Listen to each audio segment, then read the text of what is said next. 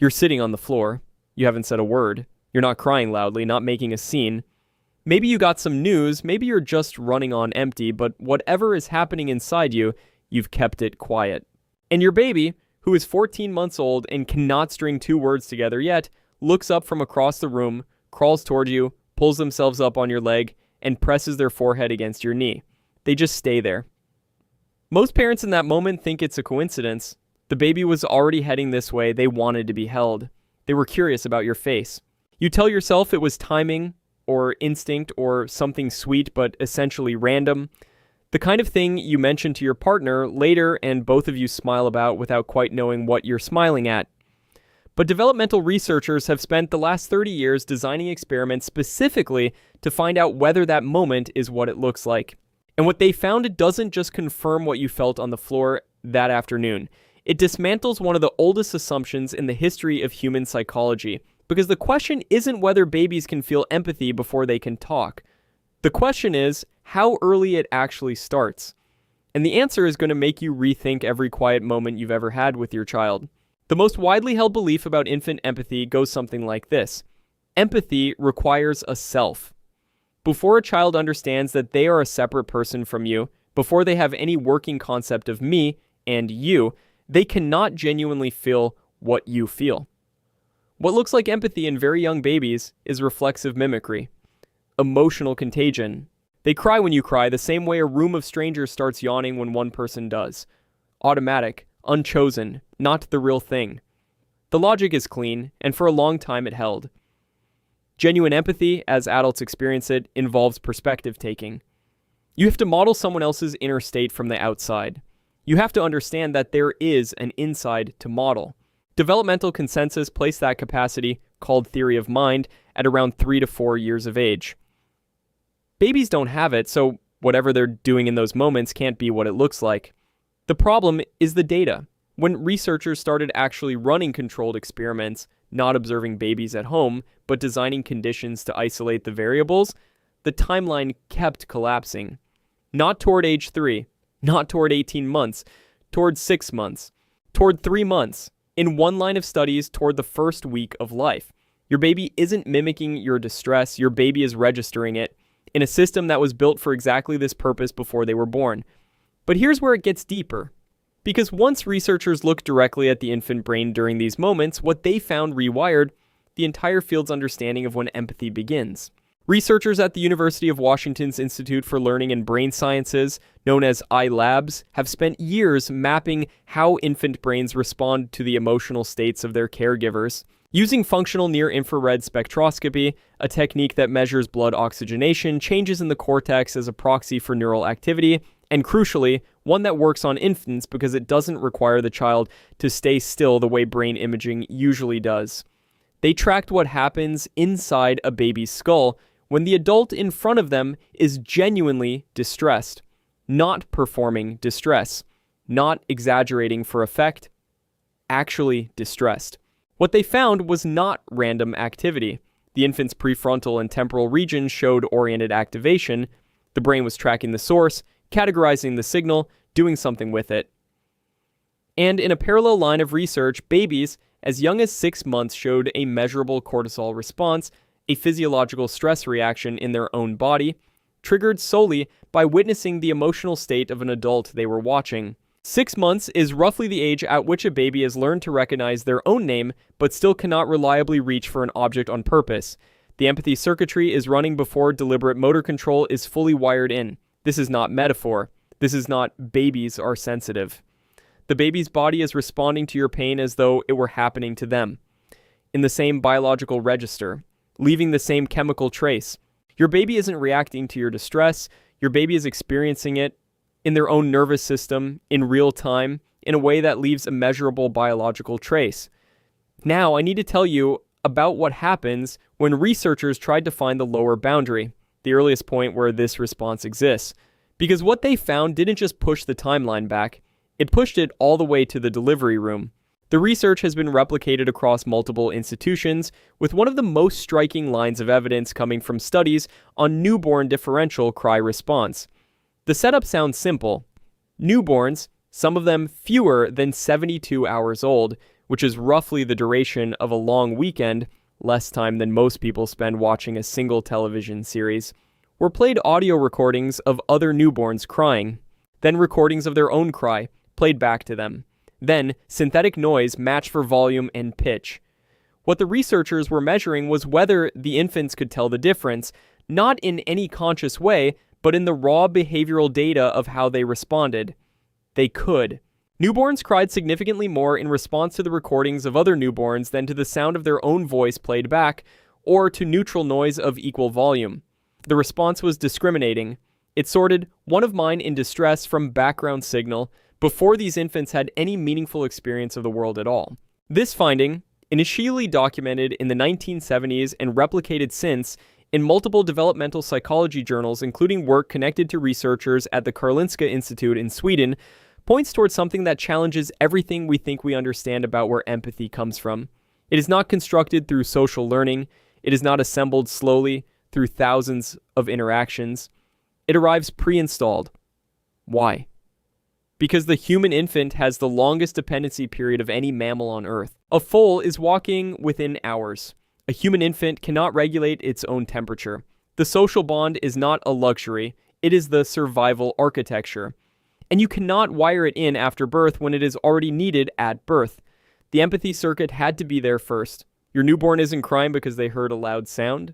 Your newborn is crying because another member of their species is suffering, and their nervous system already knows the difference. Now I need to tell you about what this means for what you are actually doing to your child every day. Because once you understand the research I'm about to describe, you will never read A Quiet Moment Between You and Your Baby the same way again. Doctor. Tiffany Field, a developmental psychologist at the University of Miami's Touch Research Institute, spent decades studying what she called affect synchrony, the coordinated moment-to-moment matching of emotional states between a caregiver and an infant. Published across multiple studies in child development and related journals, her work operationalized something parents do constantly without realizing it. When your baby shows distress, you don't just comfort them, you mirror them. Your face unconsciously reflects and slightly amplifies what you see in theirs. And the baby reads that amplification and uses it to understand the intensity of their own experience. Think about what that means. Your baby feels something, some internal state that has no name yet, no category, no language. They look at your face. Your face tells them what it is, whether it's large or small, whether it's survivable, whether the world has seen this before and knows what to do with it. You are not just calming them down. You are functioning as the external labeling system for an emotional architecture that is still under construction. You are the annotation layer running on top of their raw experience. And doctor. Field's research showed that the quality of this reflection, how consistently, how accurately, how gently a caregiver mirrors back what they see, predicts measurable differences in how infants develop their own capacity to regulate emotional states over time. Responsive caregiving is not warmth dressed up as neuroscience. It is neurodevelopmental construction. You are building something. Your baby isn't just being soothed when you respond to their feelings. You are showing them what their feelings are, and laying down the circuitry they will use to manage those feelings for the rest of their life. And now, I need to say something important. Because everything described so far, this system that is so early, so sensitive, so dependent on response, has a vulnerability. And it shows up in ways that are easy to miss and matter more than most parents realize. There are observable milestones worth knowing. By 9 to 12 months, typically developing infants begin showing differentiated responses to different emotional signals, reacting differently to a caregiver's sadness versus fear versus frustration, not just to the volume or intensity of expression. By somewhere between 14 and 18 months, roughly the same period when most children have been walking for fewer than 2 months, something called prosocial comforting behavior should begin to emerge. The forehead pressed to the knee, the toy offered to a crying stranger, the small hand patting an upset adult on the back.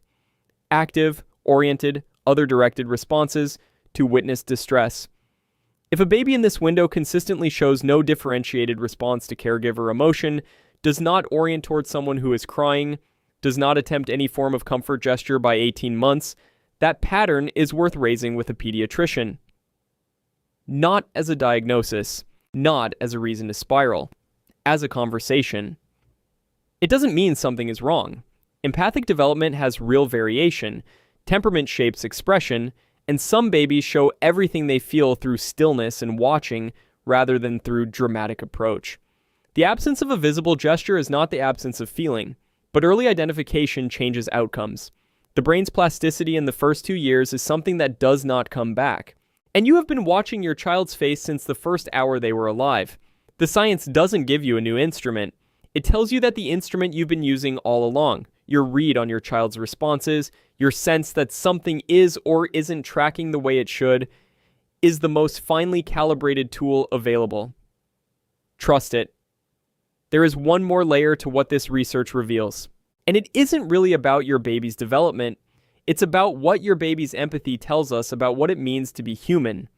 For most of modern psychology, empathy was understood as a cognitive achievement, something the brain builds slowly through years of language, social learning, and the gradual development of the ability to model other minds. The infant research overturns that framing entirely. Empathy is not the destination. It is the starting point. The human brain does not develop toward empathy from a neutral baseline. It arrives already oriented toward other minds, already registering suffering, already reaching across the gap between self and other before the concept of self and other has been assembled. The boundary between you and your child, which feels like the most basic fact of physical reality, is something your baby's nervous system treats as genuinely unclear. They feel what you feel, not as a metaphor. In the same physiological register, through the same neural architecture, the separateness that adults take for granted is not the original state. It is learned over years gradually with effort. Connection is the default. Separateness is the achievement. Every time your baby pressed their head against you when you were sad, every time they looked stricken at the sound of someone else crying, every time they crossed a room to offer something to a person who was hurting, you were not watching the beginning of a skill. You were watching the oldest hardware in the human brain do what it was designed to do before language, before memory, before any concept of self existed to get in the way. Reach toward another person and feel them. If you have had a moment like that, a moment where your baby clearly felt something you were feeling before you had said a single word, drop a comment below. Tell me how old they were. Tell me what they did. Tell me what you thought was happening in that moment before you understood what was actually happening. Because I want to know. And if you want to understand why your baby sometimes watches your face with an expression that looks less like curiosity and more like they are reading something written there, not what you're feeling, but what you're thinking, that is the next video. Most parents hear the term theory of mind and assume it starts at 3 or 4 years old. The research says something very different. And once you understand what babies are actually doing in those long, searching, unnerving stares, you will never feel like your thoughts are entirely private around them again.